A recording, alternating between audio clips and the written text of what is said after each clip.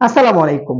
বিনোদন premier league BPL যেটা নিয়ে সারা বছর আলোচনা থাকবে না সেটা তো হতেই পারে না। আমার কথা যে আমার মতে আমি যেটা ব্যক্তিগত মনে করি এই খয়রাতির দেশে খয়রাতির প্রতিষ্ঠান যেটা বাবার দোয়া ক্রিকেট বোর্ডে অন্তত বিপিএল নামে কোনো সার্কাস আর না হোক, বিপিএল নিষিদ্ধ করা হোক একদম চিরতরে। মানে ধরেন সারা জীবনে বিপিএল যেন আর কখনোই বাংলাদেশে মানে কখনো কোনো সময় যেন মাঠে না গড়ায়। অন্তত নাটকগুলো থেকে মুক্তি পাবেন আপনি কিছুটা হলেও। প্রতি বছরে নাটক আপনাকে দেখতে হবে না। মানে যতগুলো প্রতিষ্ঠানকে খয়রাতি বলবো না, যেসব মালিককে সিলেকশন করছে বিসিবি, যেসব মালিককে দায়িত্ব দিয়েছে, যেসব প্রতিষ্ঠানকে দায়িত্ব দিয়েছে, যেসব স্পন্সর দিয়েছে, যেসব ফ্র্যাঞ্চাইজি গুলো যাদের হাতে তুলে দেওয়া হয়েছে এই যে লং টাইমের জন্য, মানে আমার মনে হয় যে এতটা খয়রাতি হাতে গোনা কয়েকটা বাদে মানে সারা বছর এটা নিয়ে আপনাকে আলোচনা শুনতে হবে।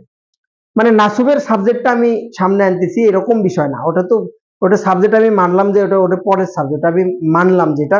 বাট আমার কাছে প্রশ্ন হচ্ছে যে এই যে বিপিএল নিয়ে সারা বছর একটা আলোচনা হয়, সারা বছর একটা কথা হয়, উমুকের টাকা দেয়নি, ঢাকার টাকা দেয়নি, চিটাগাংয়ের টাকা দেয়নি, সিলেটের টাকা দেয়নি, নাসুমের টাকা দেয়নি, বিদেশি উমুক টাকা পায়, শহীদ আফ্রিদি টাকা পায়, উমুক পায়, সে পায়। এই যে সার্কাস গুলো এটা কিন্তু সারা জীবন এই বিপিএল এ 12 বছর এক যুগ হলে চলছে, এই জিনিসটা হতেই থাকে। তার চাইতে একবারে আপনি 5 বছর ক্লোজ করে দেন, 5 বছর একবারে বিপিএল নিষিদ্ধ করে দিয়ে ঠিকঠাক ভাবে ফান্ড গুছিয়ে 10 বছর মেয়াদি পিএসএল এর দিকে তাকান। আপনি পিএসএল দূরে যেতে হবে না, আপনি ইন্ডিয়া আইপিএল এর কথা বাদই দিলাম, আইপিএল এর একটা ফ্র্যাঞ্চাইজি যে টাকা আছে ওটা বিপিএল 3 বছর হবে, ওটার সাবজেক্টই বাদ দিলাম। পিএসএল এর কথা যদি আপনি দেখেন এখন বর্তমানে কত সুন্দর স্মার্টলি গুছিয়ে নিয়েছে লিগটাকে, একটা ব্র্যান্ডিং বন্ধ হয়ে গেছে। যখন একটা দল বিক্রি করছে তখন তাদের নিলাম হচ্ছে, কতটা প্রফেশনাল, কত সুন্দর। অথচ বাংলাদেশে এখন পর্যন্ত অমুকের টাকা বাকি, সেমুকের টাকা বাকি, এ নিয়ে চলে। আপনার হচ্ছে যে মোটামুটি 1 বছর বিপিএল সামনে আসে, বিপিএল এর 3 মাস আগে আপনার হচ্ছে যে কয়েকটা দালাল আছে, মাদারবোর্ড আছে কতগুলো বিসিবিতে, সেই মাদারবোর্ড গুলো বলবে কি আমরা বিপিএল এর আগে আসলে কাজ করতে পারছি না ঠিকভাবে, সময় স্বল্পতার জন্য আমরা মানে এতদিন হোন মারছে আর কি, এতদিন হোন মারার পরে সময় এখন বর্তমানে নাই। এখন কি করবে মাদারবোর্ড গুলো, এখন একটা যুক্তি খাড়া করে দিবে, দিয়ে লাইট নাই, ক্যামেরা নাই, অ্যাকশন সিনেমা শুরু, প্যাড নাই, গুলিস্তানের হেলমেট, কাকে দল দেবে, কাকে টিম দেবে, কবে সিলেকশন হবে, কবে টিম গোছাবে, টিম গুলো কবে কোচ নিয়োগ দেবে, এ নিয়ে 1 সপ্তাহের মধ্যে মনে করেন তাড়াহুড়ো শুরু করে দেয়। এই যে একটা মানে আনপ্রফেশনাল লিগ একটা যুগ হলে চলে আসতেছে, তো এরকম মাদারবোর্ড মার্কা বিসিবিতে, কোনো ক্রমে কোনোভাবে কিন্তু বিপিএল কিন্তু সত্যিকার অর্থে দরকার নেই।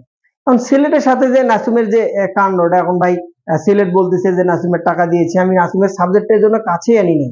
মূলত ঢাকার কথাও যদি দেখেন, রিসেন্ট কয়েকদিন আগে ঢাকা টাকা পরিশোধ করছে, তাসকিন সেটা নিয়ে পোস্ট করেছে। এখন আবার নাসিমের যে কাণ্ডটা, তো এত খয়রাতি লিগ আর অন্য কোনো ক্যান্ট্রিতে, অন্য কোনো দেশে, নেপাল প্রিমিয়ার লিগ দেখেন আপনি, বাংলাদেশের চাইতে কত মানে টাকা পয়সার দিক থেকে বলেন, আর্থিক দিক থেকে বলেন, কত কম দিক থেকে, বাজেট কম, ক্রিকেট বোর্ড কত গরিব, ক্রিকেটে ঠিকঠাক ভাবে তারা আসতে পারেনি। তাদের লিগটা কত সুন্দরভাবে তারা ম্যানেজ করে সুন্দরভাবে পরিচালনা করতেছে। আজকে দেখার অবশ্যই 2 বছর হয়ে গেল প্রায় দেখতে দেখতে, কিন্তু কত সুন্দর। অথচ আমাদের এই ফন্নি মার্কা লিগ জীবনে কখনোই এখন পর্যন্ত ঠিকঠাক ভাবে কিন্তু দাঁড়াতে পারলো না।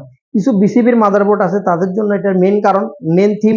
আর কিছু মনে করেন আপনার সিলেকশন প্যানেল আছে, কিছু পলিটিশিয়ান আছে, কিছু আপনার হচ্ছে যে যেগুলো মনে করেন বাপ দাদার সম্পত্তি মারে বিসিবিকে, এবং হ্যালো করলে মনে করেন টিম পাওয়া যায়, পরবর্তীতে খয়রাতি করে টাকা দিতে হয়। আজকে যে নাসুমের বিষয়টা, আমি এখন পর্যন্ত যতটুকু ক্লিয়ারেন্স পাইছি সিলেট টাইটান্স থেকে বলা হয়েছে তার সাথে চুক্তি ছিল ভিত্তিমূল্য কোনোদিন 35 লাখ টাকা, এটা আপনি ভাই বিশ্বাস করবেন? হয়তো বা আবার বলতেছে দল যদি চ্যাম্পিয়ন হতো তবে বোনাসের টাকা দিতাম।